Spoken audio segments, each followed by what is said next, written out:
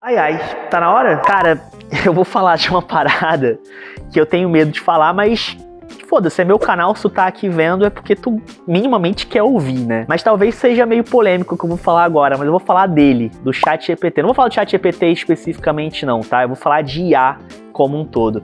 E aí me deram a sugestão do tema desse vídeo ser, cara, o teu conteúdo é tão genérico que até o ChatGPT faz melhor. E eu gostei muito desse tema, tá? E eu gosto muito porque essa discussão ela fomenta uma série de outras coisas. Porque, por exemplo, eu já fui em algumas palestras, alguns eventos que eu fui palestrar, inclusive, e a maioria esmagadora dos palestrantes falou: Não, porque você pega os dados do Instagram, de análise do Instagram, e aí você sobe no ChatGPT e pede para ele analisar. Irmão,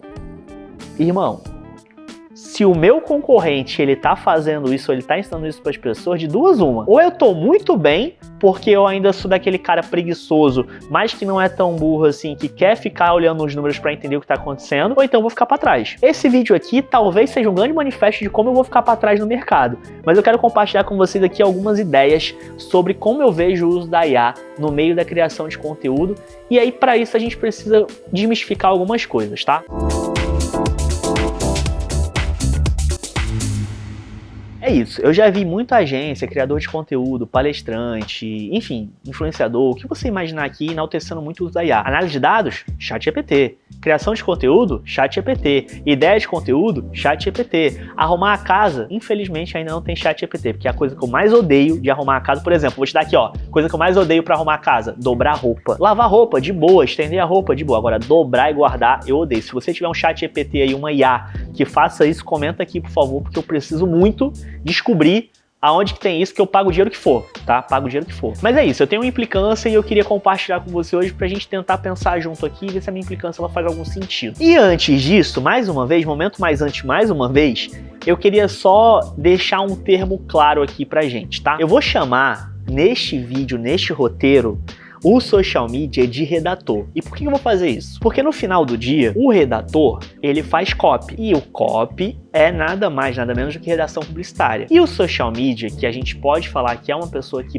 pensa em conteúdo e formatos de conteúdo, também é um redator. Só que a gente pode dar um outro nome, a gente pode chamar de jornalista de conteúdo. E o excelente social media, que é o cara que tem a capacidade de fazer essas duas coisas, a gente vai chamar de redator aqui, beleza? Só para facilitar o meu roteiro. Eu tenho a língua presa, se eu ficar falando palavra com S, eu vou cuspir a câmera inteira, vai ficar tudo embaçado e aí vai dar problema depois. Então, vamos chamar de redator? Tá de acordo comigo? Comenta aqui se tá de acordo também, que eu preciso do teu engajamento. Então eu vejo o redator como mais do que um redator. Eles são solucionadores criativos de problemas que, por um acaso, escrevem também. E os escritores que tornam a IA como parte integrante do trabalho deles têm uma capacidade, têm uma vantagem de fazer muito mais conteúdo por um custo bem menor. Sim, isso é fato. Só que, no entanto, com o tempo, a gente percebe que a capacidade de pensar criativamente começa a dar uma atrofiada. Quando a gente se envolve totalmente no processo de criação, a nossa capacidade de compreender aquele lugar no qual a gente está escrevendo, aquela área, aquele assunto no qual a gente está escrevendo, também aumenta fundamentalmente. E essa compreensão é o principal motivo pelo qual os redatores são dispensáveis numa agência ou numa empresa. E quando um escritor ele contrata uma IA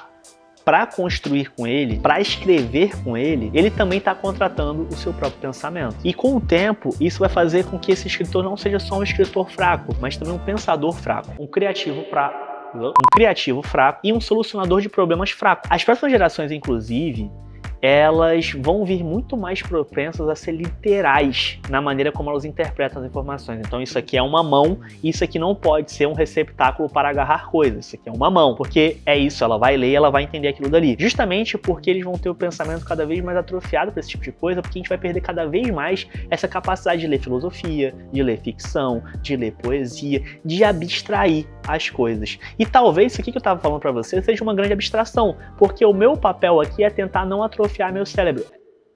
Eita, falei cérebro. É não atrofiar meu cérebro, é tentar pensar em coisas que fogem do lugar comum, é conectar pensamentos, conectar informações justamente para tentar manter o meu cérebro mais criativo possível. Aí, na moralzinha, tu podia já se inscrever no canal, né? E também deixar o like e apertar o sininho. Cara, eu sempre quis dizer isso, editor. Deixa essa parte também, porque eu sempre quis pedir pra galera fazer isso. Então, por favor, dá essa moral pra gente aí. Talvez uma IA não seja capaz de pensar nisso daqui, sobre qual o impacto da poesia, da filosofia, do cinema, da arte, da abstração da arte, ela tem na nossa capacidade de raciocinar e de criar. Mas é importante que a gente consiga refletir sobre isso, porque pensar ajuda a pensar. E quando você pensa, você consegue criar melhor. Voltando pro papo, se uma agência ela for alguma coisa, ela é uma equipe de pensadores, de criativos e de solucionadores de problemas. E é por isso que é tão importante fazer a sua própria escrita. É muito mais do que apenas escrever. Assim como o músculo, a criatividade ela atrofia se você não utilizar. E eu não consigo ver um contra-argumento forte contra isso não, tá? Se você tiver, eu gostaria muito de saber. Porque se é verdade que escrever é pensar, terceirizar a tua escrita é terceirizar o teu pensamento. Você quer outra pessoa pensando por você? Acredito que não. Mas aí eu te faço um outro questionamento. Pesquisar é escrever? Porque pesquisar faz parte do processo de criação, faz parte do processo de escrita. Nisso eu tento manter minha mente aberta, porque muita gente comenta e argumenta que a IA ela pode ser incrível em momentos específicos durante o processo de escrita criativa. Um exemplo que a maioria das pessoas cita é na parte da pesquisa. E aí talvez aqui eu morda a minha própria língua. Porque não para esse roteiro, mas em alguns outros momentos, talvez, se você quiser saber aqui, ó, você pode clicar no card aqui para ver se em algum outro vídeo eu usei IA ou não, vai que você é um especialista, mas em alguns outros momentos eu já usei IA para pesquisar sobre coisas, para pesquisar em coisas que vão agregar ao meu roteiro. E uma IA que eu uso muito aqui, não é recomendação, é a Perplexity, porque é uma IA de pesquisa que eu acabo interagindo muito com ela ali, buscando as fontes dela. E ela se tornou tipo meu R2-D2, referência de velho. Gostou da vinheta, editor? Espero que você mantenha. Tanto durante o processo de pesquisa, quanto fora dele. Porque assim como a maioria dos criadores, eu também sou um curioso. Quando eu vejo alguma coisa muito diferente, eu quero aprofundar naquilo dali para poder formar uma opinião e poder contar para outras pessoas. Por exemplo, vou te contar um caso aqui. Eu tava lendo um livro um dia desses, muito bom livro, inclusive. Não vou recomendar porque eu não vou ganhar nada, eu não tenho link de afiliado da Amazon, então não vou botar. Descubra qual que é o livro aí, pesquisa, dá teus pulos. Mas eu tava lendo um livro que falava do Gengis Khan. Gengis Khan lá, o imperador mongol, que não sei o que e tal, e falava da habilidade que os soldados deles tinham com o arco. E, mano, eu fiquei muito intrigado com essa habilidade do arco, assim, pra entender por que eles escolheram usar o arco como arma principal, que não sei o que e tal, e eu fui pesquisar. E eu acabei entrando no buraco de minhoca ali da pesquisa de IA, que foi dentro do Perplexity e tal, e eu fui entrando, perguntando ali, interagindo cada vez mais. Foi maneiro, foi um processo maneiro. Ler e perguntar coisas ali é um processo bem maneiro. E depois de uns 10 minutos, assim, eu descobri muita coisa que eu não tinha ideia e não tinha visto assim, nenhum vídeo do YouTube e tal, e, enfim, eu achei muito maneiro, que foi o seguinte: os mongóis, eles começam a usar o arco com 3 anos de idade. Eles conseguiam disparar até 10 flechas por minuto. E tem uma parada muito foda que eu descobri, graças à IA, é que eles carregavam flechas diferentes para situações diferentes. E não só isso, eles cronometravam o lançamento da flecha de acordo com a passada do cavalo, para que com uma única flecha eles acertassem o cavalo no ponto crítico dele ali e pudessem matar aquele cavalo e, obviamente, derrubar ali e vencer a guerra. Gente, a gente não tá falando de coisa bonitinha, matou o bichinho e tal, desculpa, mas é porque eu achei intrigante esse tipo de conhecimento, tá? É guerra, a gente tá falando de um outro momento da Terra, né? Então, tipo, acho que é válido fazer esse disclaimer aqui. E esse exemplo é só para mostrar como que você consegue usar a IA, e, cara, isso também vira conteúdo. Olha isso, eu tava lendo um livro, falava de Gengis Khan, dos arqueiros, e eu fui pesquisar e tal, e isso entrou no meu vídeo do YouTube. Tava nem no roteiro, editor. Eu tinha que ter colocado isso no roteiro, eu nem tô fugindo aqui do roteiro e tal, mas é isso. Eu espero que você tenha curtido essas curiosidades sobre Gengis Khan. Se você quiser saber se é verdade ou não, vai procurar na internet também, porque eu não tô aqui pra te falar sobre Gengis Khan, nem te dar aula de história não, tá? Tem muita gente no YouTube boa falando sobre isso aí. Meu papo aqui é falar como eu odeio a IA. Eu fiz muita pesquisa em torno da minha carreira como criador, editor, redator, sei lá o que eu posso chamar, posso dizer o que eu sou. E eu ainda não encontrei ferramentas que possam resumir a informação de forma eficiente. E acho que a IA é o mais próximo disso. Só que o desafio agora é tentar evitar essa tentação constante de usar a IA em todas as partes do processo. É não permitir que ela tenha tanta responsabilidade sobre a minha criação. Eu compararia isso, tipo dançar com sete pele, dançar com mochila de criança, dançar com sinteco gelado, dançar com o capeta. Porque isso requer uma quantidade extraordinária de autodisciplina, de não deixar isso poluir o meu processo. Por enquanto, é fácil pra mim porque eu gosto muito de escrever. Eu escrevo o dia inteiro, tipo assim, é o que eu mais faço. Você vai perguntar o que eu mais vejo no meu computador, é uma tela do Google Docs aberta em branco e que eu fico escrevendo. Inclusive, editor, posso mostrar aqui pra eles? Tô com o roteiro no meu colo aqui, tá? E é tipo, isso é um Google Doc, sacou? É porque eu realmente acredito que essa dependência excessiva da IA, ela pode atrofiar a minha criatividade. E é uma coisa que eu não quero perder. Vou compartilhar com você uma parada aqui muito importante. O meu maior medo como profissional é ser o cara que ficou pra trás.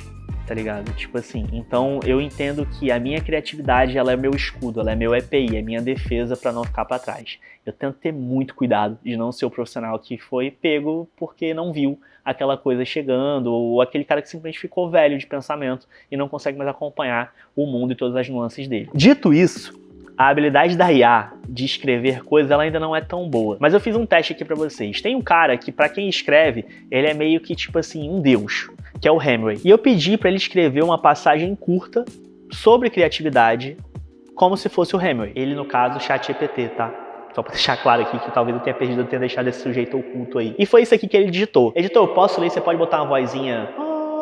Tá, então vamos lá. Tem aquele negócio de olho que faz que eu vou olhar pra baixo e ele bota meu olho lá. Criatividade é uma coisa silenciosa, como o som dos remos cortando águas paradas antes do amanhecer.